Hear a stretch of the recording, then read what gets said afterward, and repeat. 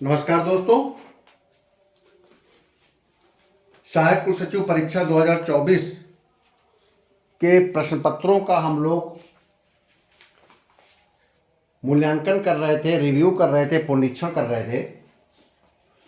उसके अंतर्गत आज हम लोग सामान्य हिंदी पर चर्चा करेंगे। देखिए, उत्तर प्रदेश लोक सेवा आयोग के द्वारा सन 2000 के बाद 3 परीक्षाएं हुई हैं, 7, 14 और 18 में। इसमें 2007 के प्रश्न पत्र आप लोगों के पास नहीं है और 2014-2018 वेबसाइट में, उत्तर प्रदेश लोक सेवा आयोग की वेबसाइट में अपलोड है, जिसे आप लोग डाउनलोड कर सकते हैं। 7 का पेपर नहीं है, तो इसलिए हमने इसका तुलनात्मक अध्ययन प्रस्तुत किया है। 2007 और 14-18 में देखिए पैटर्न सेम है, सिलेबस में भी कोई बदलाव नहीं हुआ है और क्वेश्चन भी एक जैसे पूछे गए हैं। 2007 में और 14 और 18 हिंदी के प्रश्न पत्र में ये मान के चलिए कि 40 नंबर का निबंध आता है, 40 नंबर का एक गद्यांश आएगा जिसमें 3 पार्ट होंगे: शीर्षक, सारांश और रेखांकित अंशों की व्याख्या। 3 रेखांकित अंश होंगे, उनकी आपको व्याख्या करनी पड़ेगी और सारांश बताना पड़ेगा उस गद्यांश का। उसमें से एक आपको जो भी सुटेबल शीर्षक लगे वो बताना पड़ेगा। तो 40 अंक का आपका एक गद्यांश आएगा, 40 नंबर का एक हिंदी निबंध आएगा और 30 नंबर का आपका पत्र आएगा। तो 110 नंबर के ये डिस्क्रिप्टिव 3 क्वेश्चंस हैं और 90 नंबर के आपकी व्याकरण है।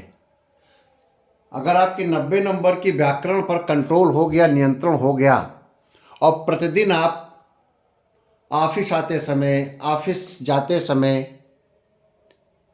आप अगर सार्वजनिक वाहन से चल रहे हैं, बस में बैठे हैं, अगर आप अप डाउन की नौकरी करते हैं, यदि आप अपनी कार से जाते हैं ऑफिस या सार्वजनिक वाहन से जाते हैं,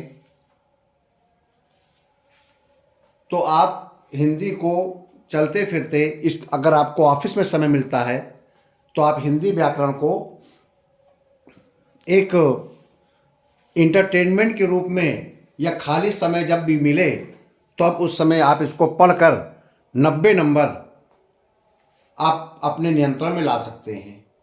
और जिसके व्याकरण मजबूत हो गई, 90 मार्क्स मजबूत हो गए, वो 130-140 मार्क्स के लगभग हिंदी में इजीली ले जाएगा।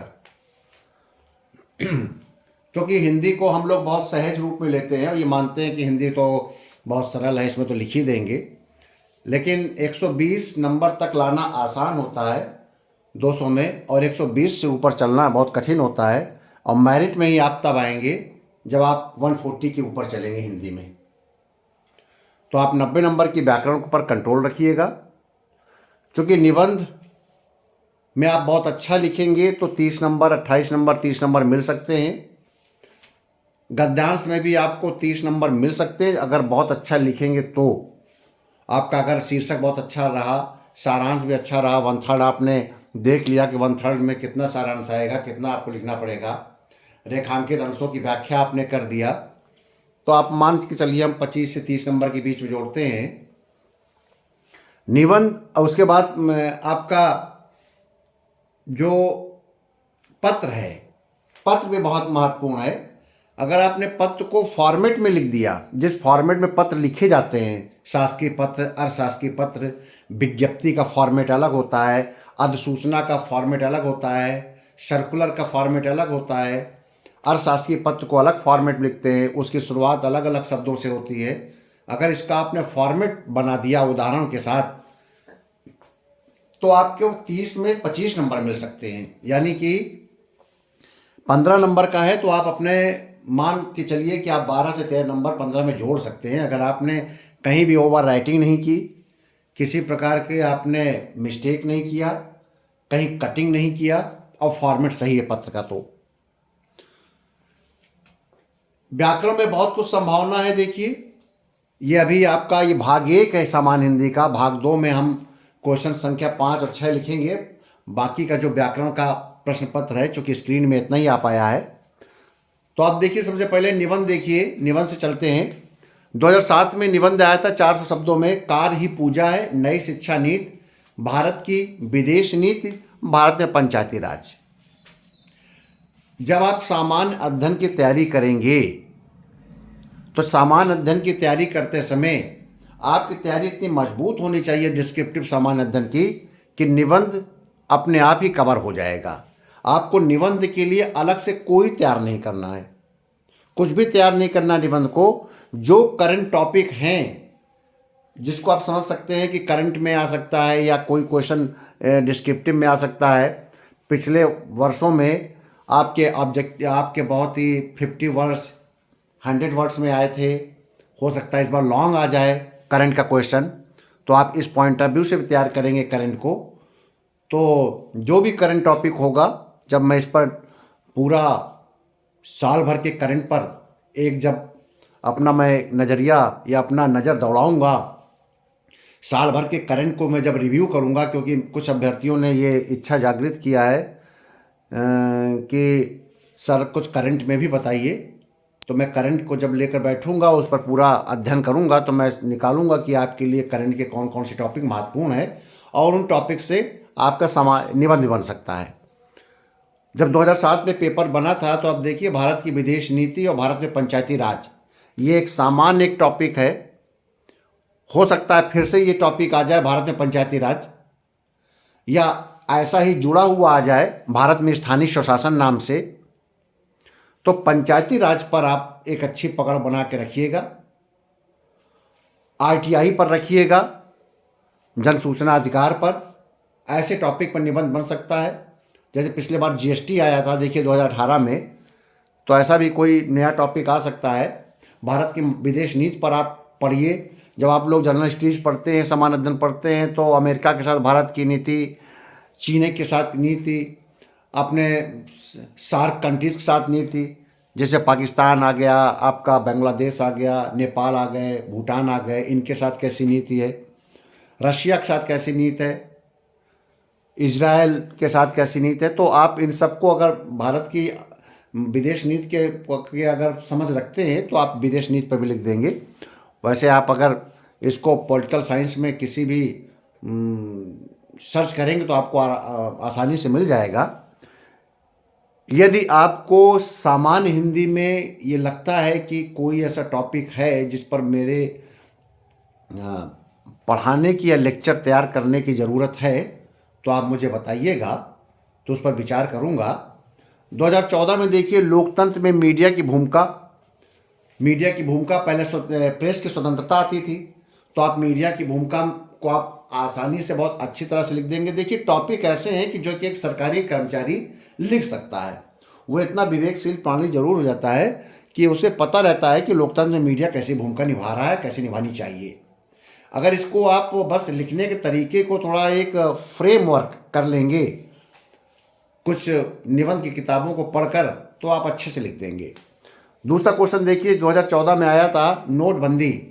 करंट टॉपिक था, सकारात्मक एवं नकारात्मक। मैंने आपसे कहा ना, जब आप करंट तैयार करेंगे तो आपको एक ऐसे मिल जाएगा।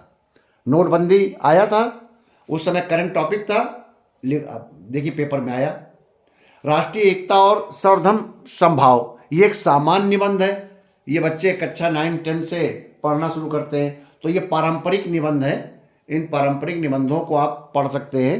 राजभाषा हिंदी, दशा और दिशा, ये हमेशा आता रहा है, इसकी कोई सीमा ही नहीं है कि कभी भी आ जाता है ये निबंध। तो इस पर आप 4 शब्दों में लिखना होगा। 4 शब्दों में लिखने का मतलब है आपको 2.5 से 3 पेज आपको लिखने हैं अच्छे तरीके से आयोग की कॉपी में। तो नोटबंदी, लोकतंत्र मीडिया की भूमिका, ये एक करंट है टॉपिक। लोकतंत्र मीडिया की भूमिका भी एक करंट टॉपिक रहता है, हमेशा विवादों में रहता है, हमेशा उस पर टीका टिप्पणी होती रहती है। और आप इसमें चूंकि आपको थोड़ा तैयार करना पड़ेगा, क्योंकि कब कब प्रेस ने अपनी स्वतंत्रता दिखाई है और किस प्रकार से मुखर हुआ है सरकार के विरुद्ध किसी प्रकार का, और कैसे कैसे प्रभाव पड़ा है, तो आप ये लिखेंगे उदाहरण सहित, तो आपको नंबर अच्छे मिलेंगे।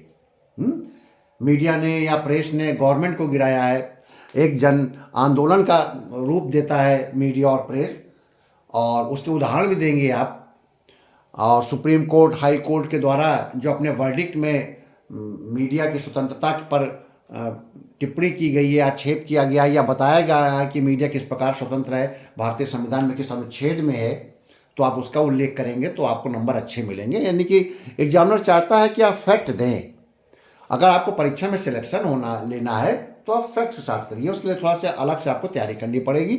अगर कहीं किसी प्रकार की मदद की ज़रूरत हो तो आप कमेंट्स करिएगा। जितने आप कमेंट्स लिखेंगे उस पर हम विचार करेंगे। अगर आप कमेंट्स नहीं लिखेंगे तो हम ये मान के चलेंगे कि आप लोग सतही पढ़ाई कर रहे हैं और हमारा लेक्चर भी आप सतही रूप से सुनते हैं।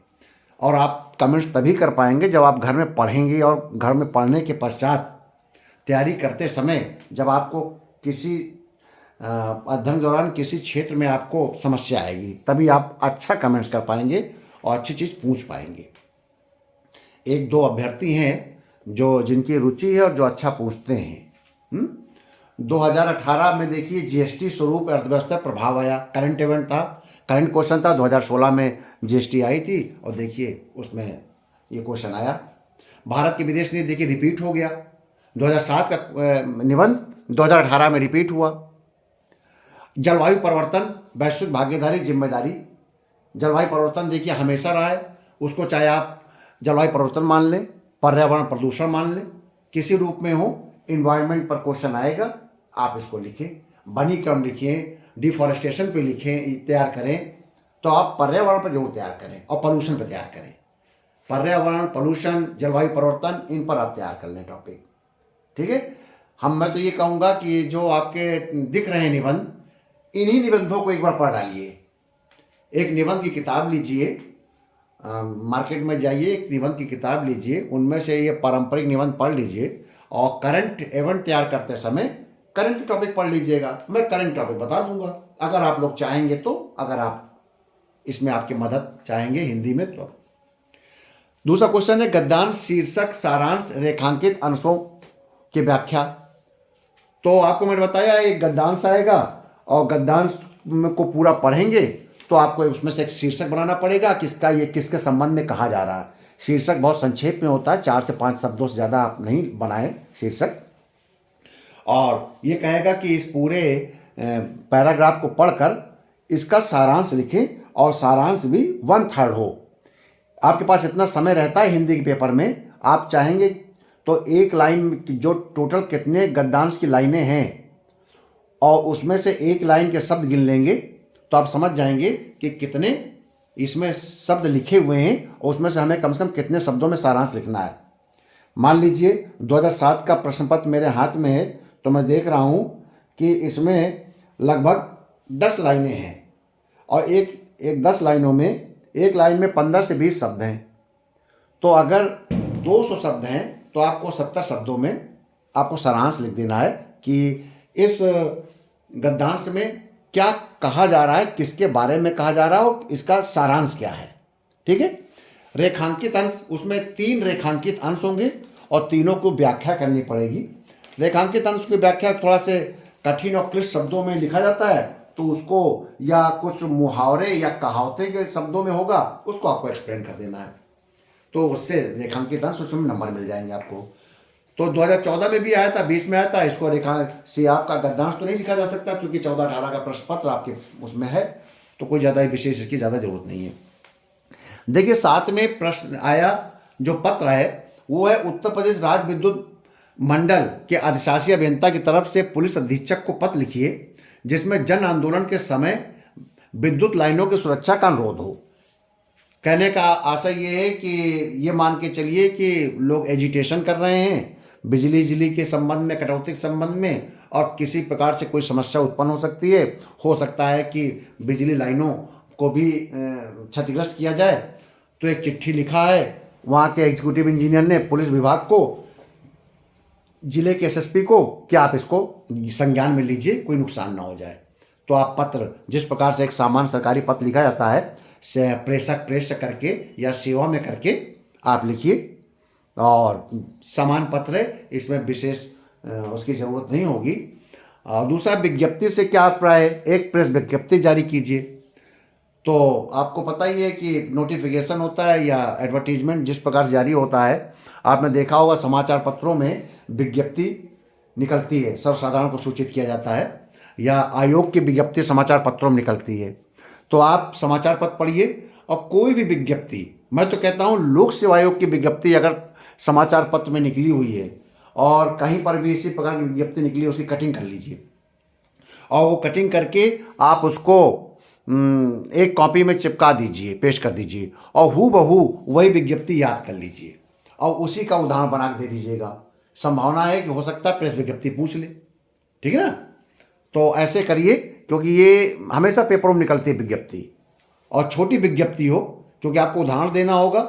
एक प्रेस विज्ञप्ति मुश्किल से 3 लाइन की 4 लाइन की विज्ञप्ति होती है। साधारणतया लोक सेवा आयोग जब कोई आपका एग्ज़ाम कराने का होता है या कोई निरस्त करता है तो उस समय प्रेस विज्ञप्ति जारी करता है। छोटी सी प्रेस विज्ञप्ति होती है या किसी विभाग की होती है, उसको लिख लीजिए। अगला देखिए, 2014 में आया शासकीय और शासकीय पद के अंतर बताइए। बिल्कुल डिफर कर दिया है, 7 वाले क्वेश्चन 14 में नहीं आए। शासकीय और शासकीय पद का अंतर बताइए और शासकीय पद का उदाहरण प्रस्तुत कीजिए। और दूसरा क्वेश्चन आया परपत्र की स्पष्ट कीजिए, यानी कि पत्र में 3 चीजें आ गई, शासकीय, अशासकीय, परपत्र।